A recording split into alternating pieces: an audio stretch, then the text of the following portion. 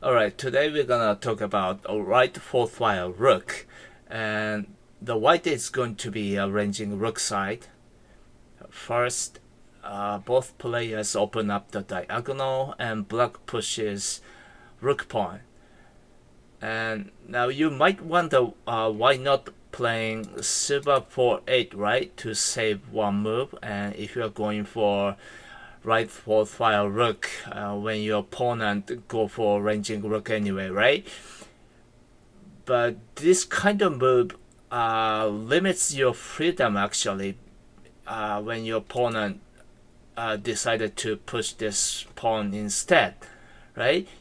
Obviously, you can't go for side pawn picker. It is too late because usually you get to push this pawn first, so you will have to go for Snow Roof or Yagura or Bishop Exchange, whatever. But anyway, you have less options, so it's more natural for black to push this rook pawn first. And then when your opponent closes the diagonal, then you can also change your plan to develop this silver to stay flexible, right? And right here. Once black has pushed this pawn, this kind of sudden attack possibly happen.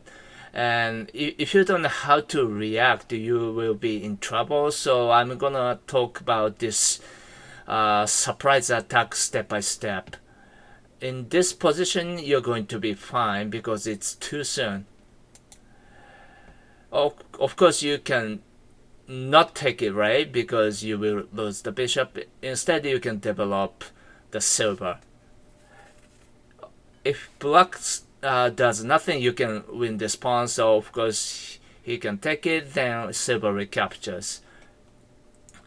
Now you are already taking over the control of fourth file because these three pieces are working well.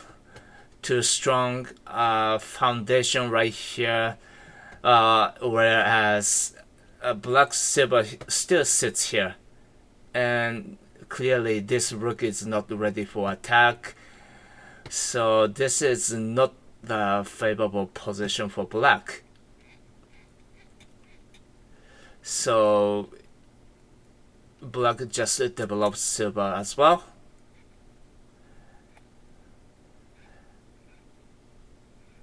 And right here, once you achieve this formation, so there should be nothing to worry about because now you can exchange bishop. And this pawn push can be happening in this position, but again, you're going to be fine. This time you can just take it. If black exchange bishops, you can recapture, silver develops, and this bishop drop is great. Now it's targeting this knight, right? But if this silver drops back, you can exchange rooks, so it's going to be pretty much chaotic. If he pushes this pawn, so he's going to create empty space right here.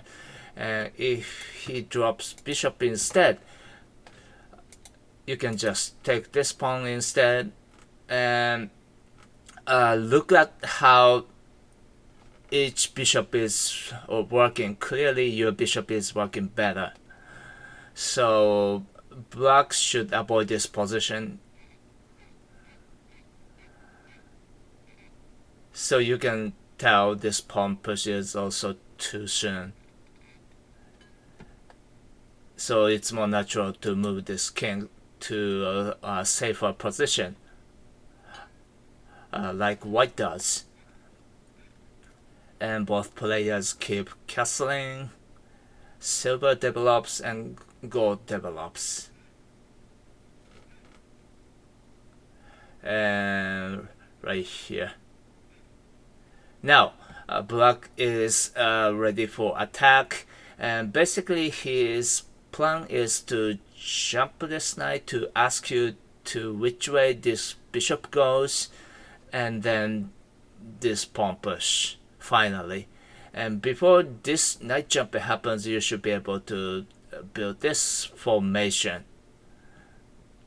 And this kind of position is also described in multiple famous shogi books, and you should remember. And knight jumps, and this time this kind of move is going to be good. This bishop is called Ghost Bishop. I don't know why, but yeah, it's a famous term as well. And black pushes this pawn, right? And you can just ignore to kill the knight. And black keeps going, and you can win the knight. He promotes the pawn to activate both of these major pieces, and you can just recapture to offer rook exchange. He accepts it, he recaptures, and bishop promotion. And this knight drop will be good. And I'm gonna show you what you want to do next. It's just an option, but it's good.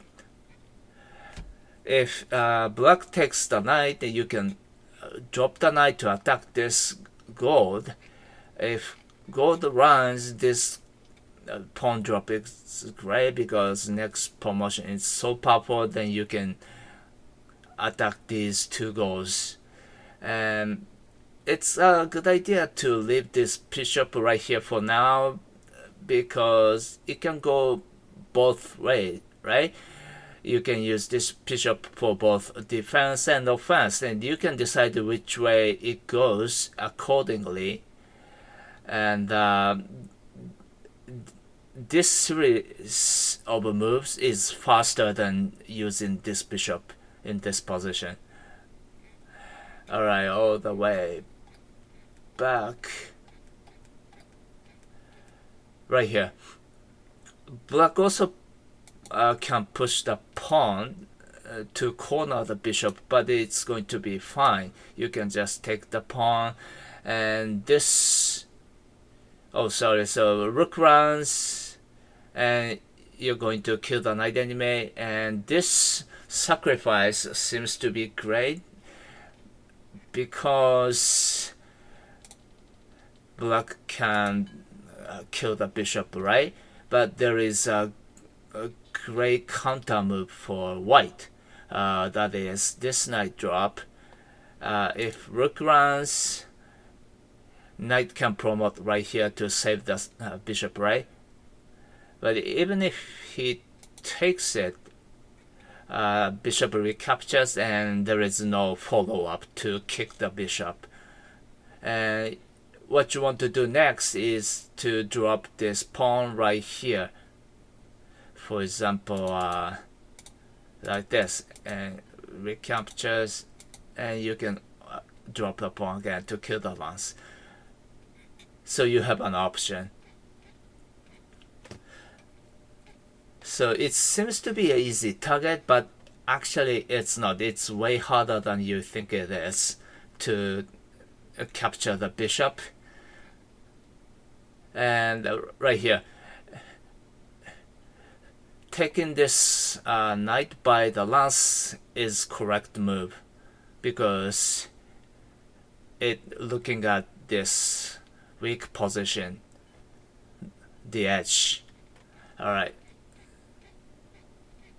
all the way back to this position. So we just learned this knight jump, or whether this pawn push is premature, so black can push this pawn now.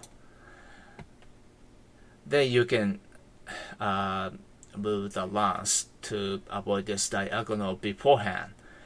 and then knight jump. This time bishop goes here, and after this pawn push you can just take it and bishop promotion, and this move is great. Since his rook is here, this lance is unprotected, so this move is great. If he keeps going, you can take the lance. Of course, black promotes the knight to attack this rook, and it moves forward. Again, oh sorry, yes, in this position, this time rook seems to be an easy target because this has been cornered, but it's not, because it takes some moves for black to finally reach the rook. He might take the lance to use the horse to attack the rook, but you get to attack his rook first. This lance drop is great. It's hard to defend because look at materials he has. He has no pawns, right? So instead of a pawn drop, he has to drop a lance to fight back. But you can use the horse to kick the rook, and a horse drops back. It's getting closer, but no worries. You can take his rook first. He recaptures and lance promotion, and no matter which way he goes, this cool pawn push is great. Silver drops back, and then you can attack the gold.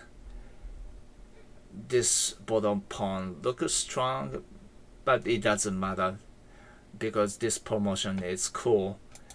If silver takes it, rook promotion, and he can't take this back, right? Because this rook is looking at the king.